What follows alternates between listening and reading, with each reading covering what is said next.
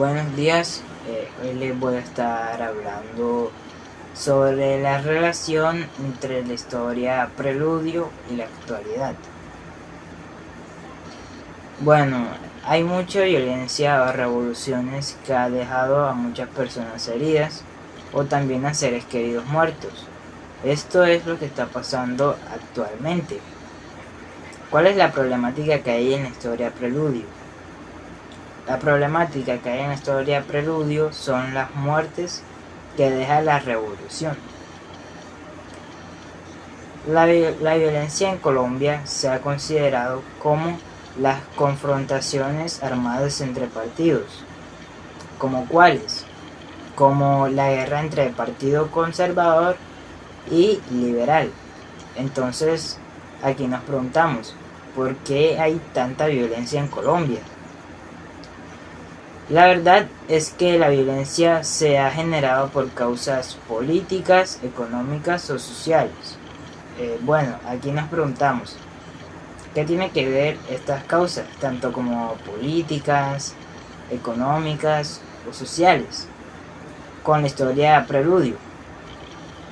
Tiene que ver mucho, ya que ahí es donde se crean los desacuerdos o se podría decir que se crean guerras.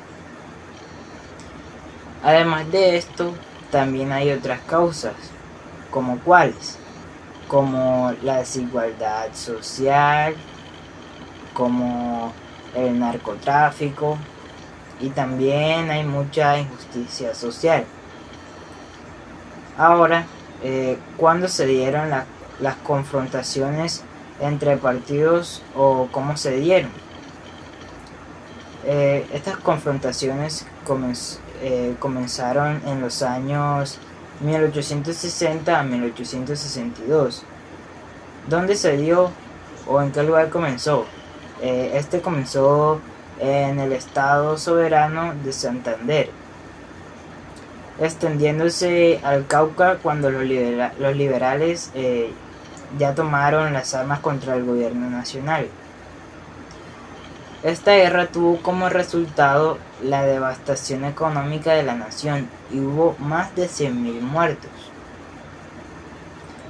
Para terminar, daré solamente un consejo desde mi punto de vista para acabar con la violencia en Colombia. Y es el que menos se aplica en la vida diaria. Y ese es la confianza, ya que desconfías de todo el mundo, como por ejemplo, tú estás caminando por algún lugar y viene alguna persona detrás de ti. Obviamente ahí es donde comienzas a desconfiar. Pero si tuviéramos más confianza, no reaccionaríamos de esa manera.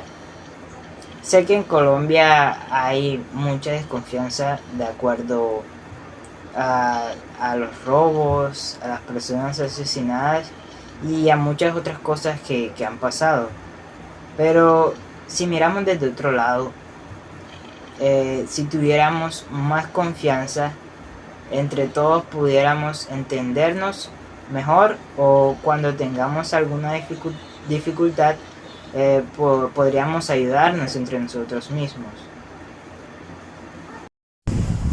Hola, ¿cómo están? Mi nombre es Jairo Andrés Rodríguez, de la Escuela Normal Superior del Distrito de Barranquilla, del grado 9E, y pues en el día de hoy les vengo a hablar sobre un análisis de uno de los cuentos de Hernando Telles, El Preludio.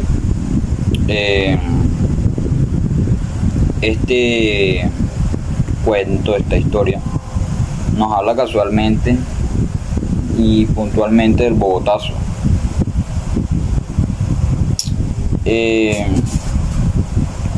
Para empezar este análisis tenemos que recordar una fecha muy importante, la cual es el 9 de abril,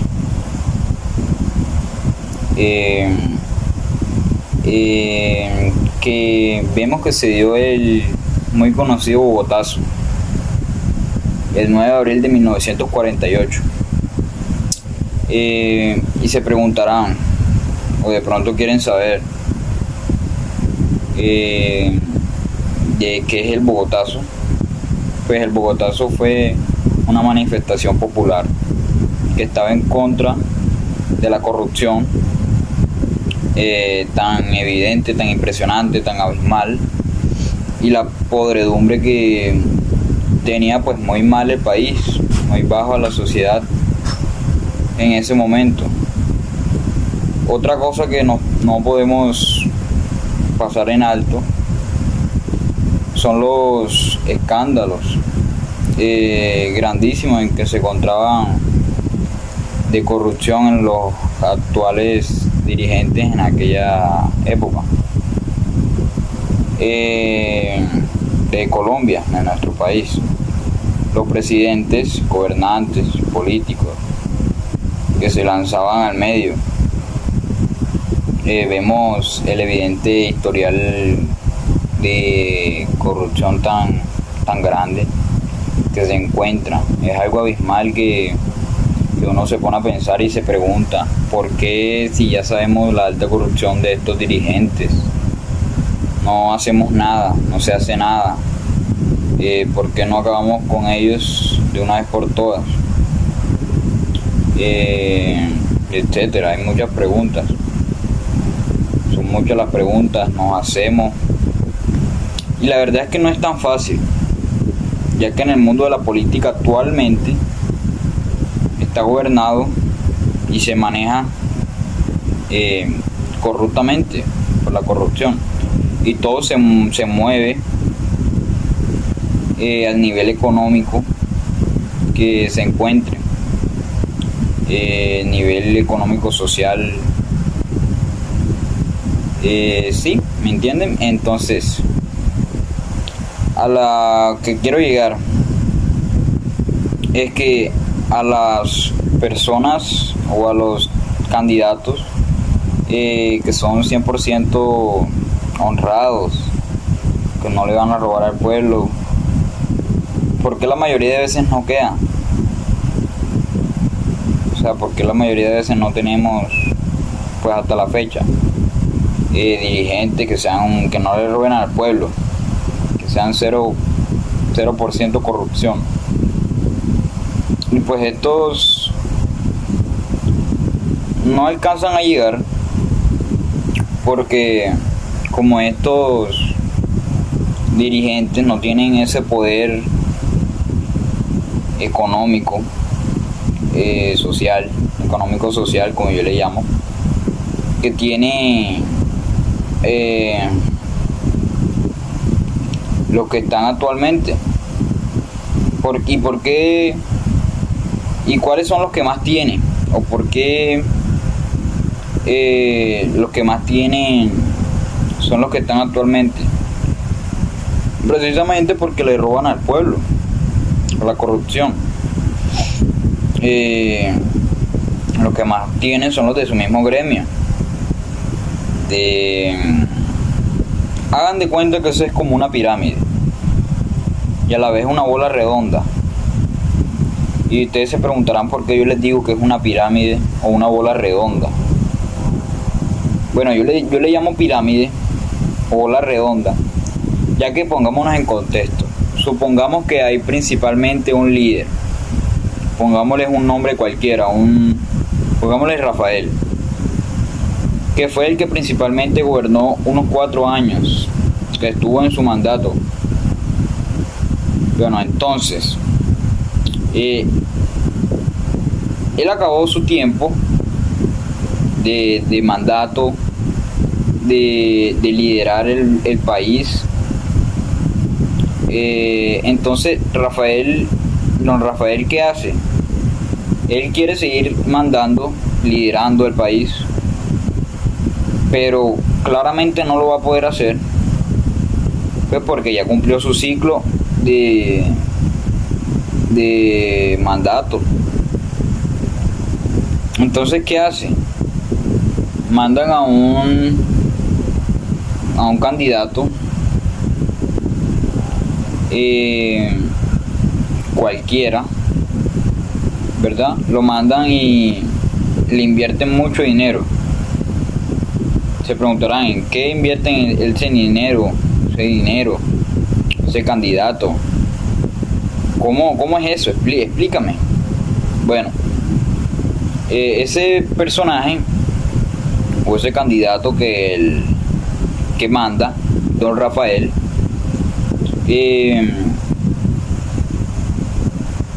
es como un títere, llamémoslo así, ya que es controlado por el don Rafael, que es el que principalmente tiene el poder, porque lo está controlando, ¿verdad?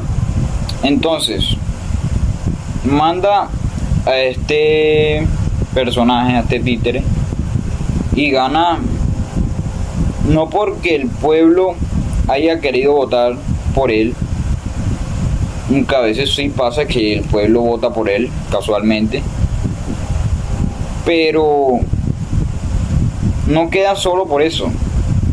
Y es que al invertirle dinero, don Rafael está invirtiéndole a que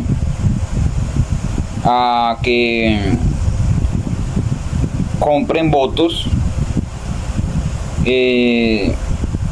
sobornen a la gente. Incluso se ha visto hasta modificaciones de votos, de los votos que cuando tu papá vota, un mayor de edad, así que va a las respectivas votaciones, se han visto modificaciones de esa información. ¿Por qué pasa todo esto? Por el nivel económico, o sea, le pagan dinero para que todo esto suceda. Todo esto se mueve con lo monetario, con la plata, ¿verdad? Entonces, este cuento de Hernando Telles, el preludio, nos habla del Bogotazo puntualmente, y nos podemos a pensar cómo es posible que se roben las ayudas que recibimos. Por eso cada vez estamos en la miseria. Nuestro país desmejora, cae el nivel monetario, la economía del país. Lo que hacen algunos dirigentes es que entregan nada más el 10% de la ayuda total que recibimos. Que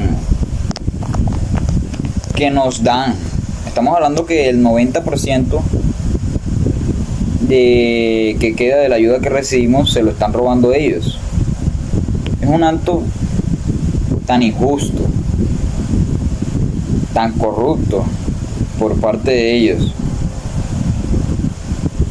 Y eso en que no nos cae en cuenta, en que ya se me está acabando el tiempo, en que Colombia es un país, chicos, Colombia es un país con mucho dinero,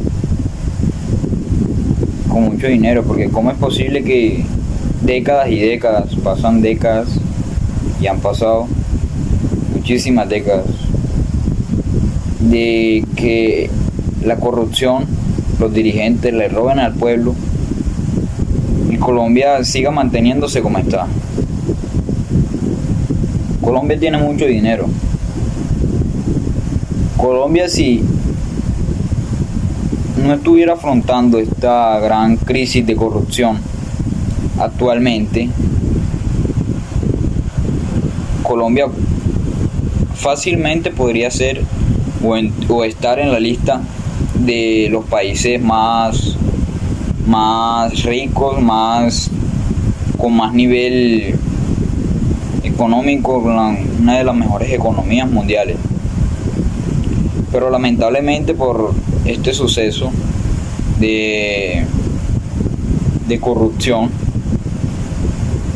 no podemos, chicos, no podemos ocupar ese puesto. Bueno, como ya sabemos, en la historia de Preludio nos habla de un hombre normal que vagaba por las calles de su ciudad. De un momento a otro se vuelve revolucionario al recibir un machete de un grupo de personas. La revolución se convierte en una razón de juicio moral, logrando neutralizar la conciencia del hombre que posee el machete, haciéndolo sentir como útil e importante para la sociedad. Este logra imponer un pensamiento de obediencia ciega, es decir, actúa por parte de la revolución, como él mismo lo expresa. También podemos ver que en esta historia hay mucha violencia entre las personas que luchan por un lugar mejor donde no haya tanta corrupción. Esta historia también la podemos relacionar con lo que pasó en Bogotá, puesto a que hubo un evento llamado el Bogotazo que sucedió en el año 1948, donde se vio mucha violencia en ese tiempo gracias a la muerte inesperada del líder del Partido Liberal, Jorge Eliezer Gaitán, debido al conflicto armado interno que hubo en ese tiempo. Se estarán preguntando, ¿cómo se vivió el conflicto armado? Pues se vivió con antecedentes y causas directivas de la etapa conocida como la violencia. En esta hubo graves violencias de los derechos humanos y de los postulados del derecho internacional humanitario, que enfrentó a los partidos liberales y conservadores. ¿Quiénes fueron los que participaron en este conflicto? Los principales actores involucrados han sido el Estado colombiano, los grupos guerrilleros y los grupos paramilitares. ¿En qué año se dio esto? Este conflicto empezó en 1964 por la debilidad del Estado y la ausencia de sus instituciones en amplias regiones del territorio nacional. En conclusión, debemos evitar estos problemas dejando de lado la corrupción, invitando a las personas que no se dejen manipular por los grupos políticos para obtener algo por su beneficio propio, que más adelante podrían afectar a toda la sociedad o el país.